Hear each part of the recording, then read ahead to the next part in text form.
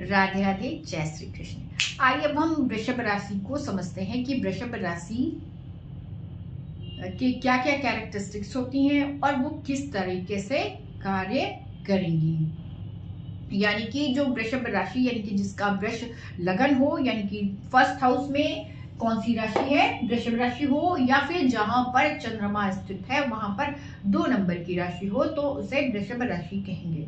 अब वृषभ राशि की क्या क्वालिटी है उसको समझ लेते हैं। यहाँ पर मैंने लिख दिया है, आप चाहें तो इसे नोट कर लें। वृषभ राशि में जो शेप बनता है वो बैल का बनता है, बैल का नहीं बल्कि सांड का बनता है, जिसका ऊपर कंधे पर उसके हंफ जैसा होता है, उठा हुआ होता है, जैसे नंदी बाबा भी कहते हैं, उसे वृषभ राशि को वृषभ कहा जाता है। और टॉरस भी इंग्लिश में कहते हैं, पर उसकी जो पिक्चर बनती है वो सेम ही बनती है। तो वृषभ राशि यहाँ पे हुई, ये सम राशि है, स्थिर राशि है और शांत राशि है। और इसमें इसका जो वर्ण है वो श्वेत वर्ण है। और इसका जो कद है उसको लंबा माना गया है। इसके 4 पैर, वृषभ है तो 4 पैर होंगे, चतुष्पद माना जाता है। ये जो राशि है वो वैश्य राशि मानी जाती है, यानी कि बिजनेस ग्रुप के लिए मानी जाती है कि ये बिजनेस के लिए होती है, तो वैश्य ग्रुप होता है इसका। ये रात्रि काल में बली मानी जाती है। ये दक्षिण दिशा वासी होती है, यानी कि दक्षिण दिशा की तरफ रहने वाली राशि होती है। यह राशि ग्रामाचारी होती है, यानी कि समाज में रहना पसंद करती है, ग्राम में रहना पसंद करती है। और सबसे महत्वपूर्ण इस राशि में यह है कि ये पृथ्वी तत्व इसमें महत्वपूर्ण हो जाता है कि पृथ्वी तत्व इसमें अधिक होता है, पृथ्वी तत्व की राशि मानी जाती है। इसके अतिरिक्त ये रजोगुण प्रधान राशि है। और इसके अलावा ये पृष्ठोदय है, ये भी राशि पृष्ठोदय है मेष राशि की तरह। और इस राशि का जो स्वामी है वह शुक्र ही बनता है। अब इसको ऐसे समझ लें कि अगर किसी की कुंडली में वृषभ राशि की कुंडली हो या वृषभ राशि का लगन हो तो व्यक्ति शांत होगा, अपने कार्य की प्रति लगन के साथ कार्य करने वाला होगा, वो समाज में रहना पसंद करता होगा, वह जो भी कार्य करता है उसमें वह एक प्रकार का बैलेंस बनाने की कोशिश करता है। बिजनेस ग्रुप का यानी कि वैश्य राशि है तो एक नाप तौल के हिसाब से करता होगा। और इसके अलावा यह जो राशि है पृथ्वी तत्व है तो स्थिरता बहुत ज्यादा रहती है ऐसे व्यक्ति में। और इसके अलावा यह जो व्यक्ति है ये इसका जो स्वामी है वो शुक्र है। तो यानी कि यहाँ पर जो व्यक्ति होता है वह रोमांटिक भी होता है, वो नए प्रकारों के कार्यों को करने के लिए इंटरेस्टेड भी होता है और विपरीत लिंगों की तरफ आकर्षित भी होता है। और इसके अलावा यह जो पृष्ठोदय राशि है तो यह राशि के जातक भी, इनकी भी यही क्वालिटी होती है कि ये इनिशिएटिव नहीं लेते, यानी कि आगे बढ़ करके कोई भी कार्य नहीं करते, जो सारे लोग कर रहे होते हैं उसी को ये फॉलो करते हैं। और ऐसा नहीं कि सारे लोग ऐसा ही करेंगे, पर विशेष तौर पर यह गुण पाया जाता है। इसके अलावा ये जो होते हैं ये रात्रि बली राशि मानी जाती है, यानी कि ये दिन और रात्र में भी उतने ही एक्टिव मोड में काम कर सकते हैं जितने कि दिन में कार्य करते हैं। तो इस प्रकार से ये जो क्वालिटी है वो, इसको आप 12 भाव में किसी भी भाव में जाएंगे तो जैसे मान लीजिए ये वाणी के भाव में आता है तो स्थिर वाणी हो जाएगी व्यक्ति की।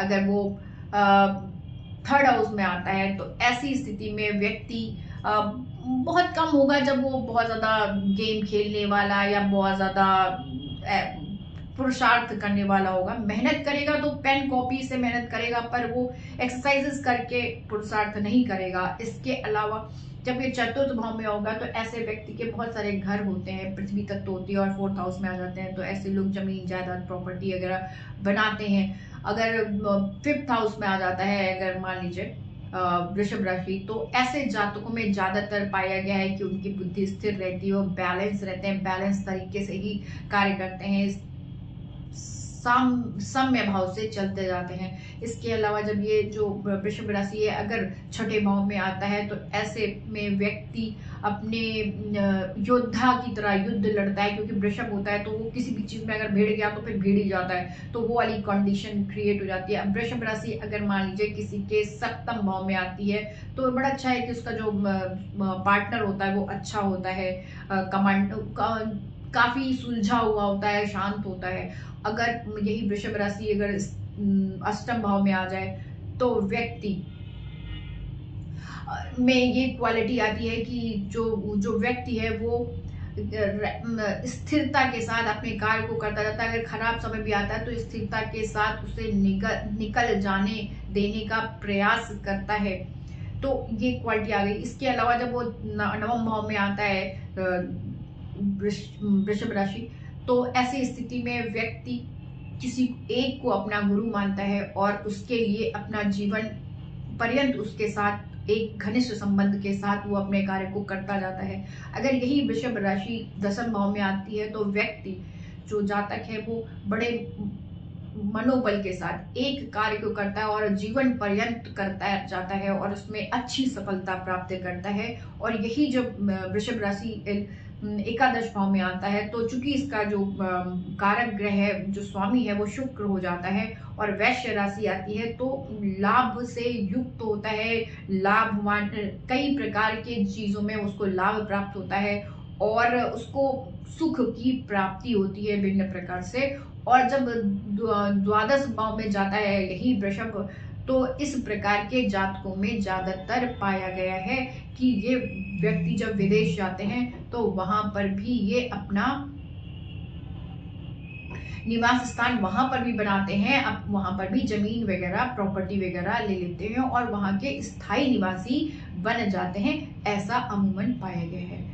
तो इस प्रकार से आप देख सकते हैं कि जो जो राशि की क्वालिटी है, जो मेन जो कैरेक्टरिस्टिक है वो किसी भी जगह पे आती है, उसकी कुछ ना कुछ वह जो कैरेक्टर है वो वहां पर दिखाई देने लगता है। इसके अतिरिक्त जो भी चीजें होती हैं वो इस तरह से होता है कि आप ऐसे समझ लें कि बाकी ग्रहों, राशियों और नक्षत्रों के और बाकी चीजों के ऊपर भी डिपेंड करेगा।